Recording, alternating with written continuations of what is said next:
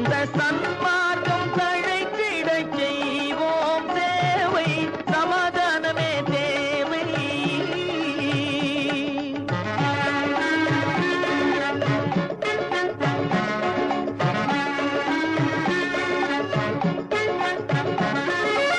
அமைதியாக நாம் வாழ்ந்திடவே, அன்பும் அறமும் வளர்ந்திடவே.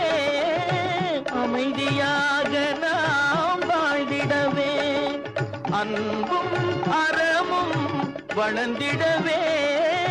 சமரச பாதை தோன்றிடவே, சமரச பாதை தோன்றிடவே.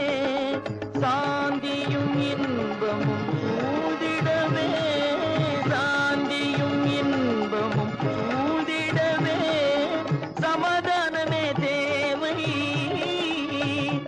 அந்த